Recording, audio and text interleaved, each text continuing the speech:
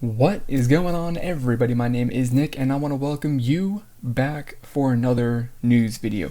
As I said in the previous news video, which was probably released about 6 months ago, at least it feels like it was, as far as standalone news videos are only going to be for major stories. The rest of the small stories and stuff like that are going to be contained in the weekly series that I do, which hopefully is going to come back next week. But of course, this topic is big enough that it definitely 100% does warrant its own video, and that is the contract renewal or the contract negotiations with Beast and Cube Entertainment. And that is a very, very interesting story at the moment. So their contract expired, I think it was on the 15th, whatever day it was, it's expired. So technically they are not a part of Cube Entertainment anymore. But they are still negotiating to sign a new contract, which is good news, or it's comforting news. The other aspect of this, which makes it very, very interesting, is that earlier in the day, before Cube released a little bit of a statement saying we're still talking to them, it had been said that Beast has left Cube and that they're going to be starting their own company. They're going to be starting their own, entertainment company, which is very interesting. Is a very, very interesting kind of twist to this story. So this news is a good thing and it's a bad thing. Or there's obviously, as with anything, this is probably the most interesting contract renewal dispute or negotiation period that I have in K-pop that I have ever experienced, because because of a couple of reasons. So let's kind of just address what I kind of feel about the fact that they could be potentially starting their own company and going off solo on their own, doing their own business. Of course, everything has their upsides and downsides, whether they stay with Cube or they go off on their own. There's pros and cons to everything. So the upside to that is, of course, they're going to have the freedom to make their own business decisions as far as what they're going to promote, how they're going to promote, and all that stuff. They're also going to have more freedom, of course, to kind of dictate the style of music and just the music and all of that other aspect when it comes to the music production. So they're going to have more control over the products that they make because it's their own. They own the company, and that is, the product that they sell is basically themselves, and they will decide what that is. So that's good. That's really, really cool. I think that's a pretty decent thing. I mean, that the end result of that is ultimately going to be, I think, beneficial. The downside to that, though, I see, is that what they're doing is they're going off and starting their own brand new company. They're lucky that they have got the brand recognition of being Beast, a massively popular boy group. Otherwise, going off on their own like this would be a little bit difficult. Now, of course, we don't know specifically if this company is going to be a part of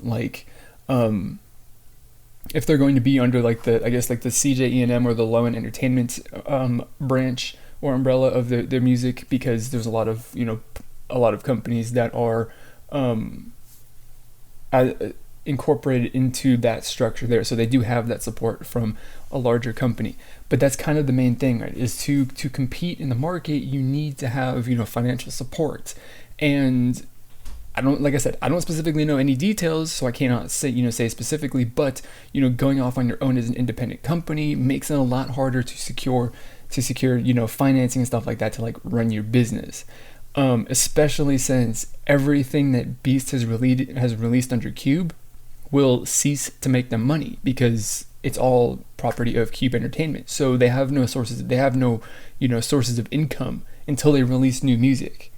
So that is an interesting thing. Of course, it's kind of going to depend on what the contract negotiations are that go forward too, because they might negotiate that Cube releases all rights and stuff like that, and Beast gets to go and do their business.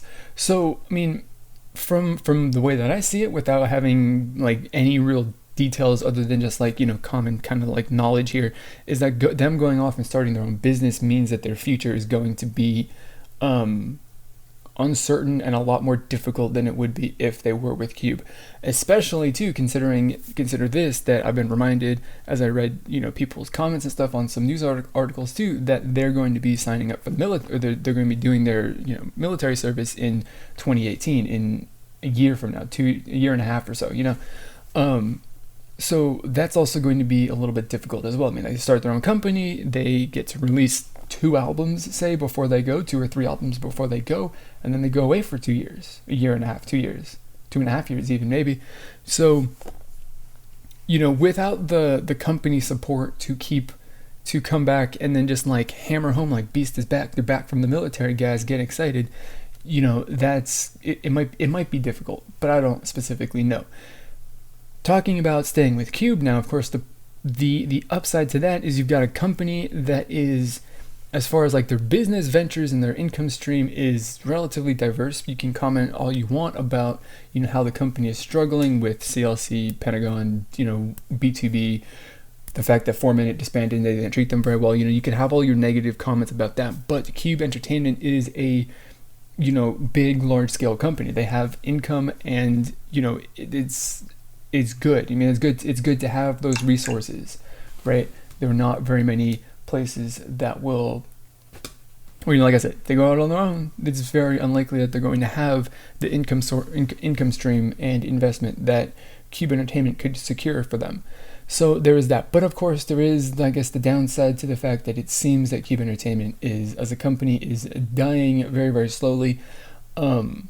So, I mean, I don't know. Another upside too, which I just thought about, is like since at the moment, after losing 4 Minute, Beast is the top dog at the company behind Hyuna, I guess, or right on the same level maybe with Hyuna as a soloist. I think that they would probably have they would have a lot of negotiating power, because of course they're money makers for the company. The company needs money. I mean, they got 2 groups that have debuted, and B2B is not like the most popular group in the world. I mean, they're like existing, which is good enough, but they're not super like crazy popular like Beast is. So Beast can go to the negotiating table and be like, look guys, we make you a lot of money, right? We want some, and they could negotiate a contract that is actually probably pretty beneficial for them in their careers, and it's going to be good. Not to mention, consider 2-3 years down the line, next year they release music, they go to the military the year after that, and then they come back a year and 2 years later, and they will come back to a company that will have hopefully, promoted CLC and Pentagon and grew those groups to be, money makers as well to a certain extent. And then they can come back and they could have this big, extravagant, crazy, comeback. It could be hyped up to no end. It could be a big deal, just because, Cube, I'm anticipating, because, you can't just, the company isn't going to be in a downward spiral, having bad releases forever. That's my anticipation, that's my hope. So it could be a good thing. But, ultimately whatever happens is what happens. And I mean, I think that whatever the decision is, whatever decision that they make, whatever decision the company makes, ultimately at the end of the day, when they grow old and die, whatever direction that they took for their careers and their lives wasn't the wrong one. So if they want to go out on their own, that's cool. I definitely, think that that's really, really awesome, and I'm really, really interested and excited to see how that goes. On the flip side, I do see a very, very strong and compelling reason and argument for why they should stay signed with Cube, why they should renegotiate a contract with Cube, because Cube's an established company. They got that investment and support to keep them releasing good quality music on a consistent basis. So that's what I got. Of course, at the moment, last time I've seen any news, there has been no update or final decision made, so hopefully that comes soon. I don't think that I'm going to make a specific video to talk about that, because I've already covered all of the different, things in my mind about that. So, when that happens, I guess I'm just going to leave a comment down below with like saying like, hey, Cube or Beast ended up doing this in their careers. That's going to be awesome. And maybe if I have any sort of additional thoughts, then we'll have that. But of course, that kind of depends on if there is any additional information that comes out between now and then. So, is it for this little news video. Today is my birthday, and I just wanted to make this video for you guys really quickly.